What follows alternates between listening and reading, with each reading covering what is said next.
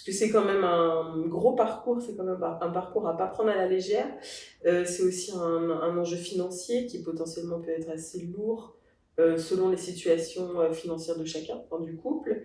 Pour les couples d'hommes, c'est encore plus cher pour les couples d'hommes de devenir papa. Nous, on a effectué une PMA en Espagne. C'est aussi un budget, mais c'est quand même un budget moindre qu'une GPA, par exemple. Alors, je ne sais pas si c'est une crainte de rentrer en projet PMA ou si c'est sur l'aspect financier qui n'est quand même pas négligeable.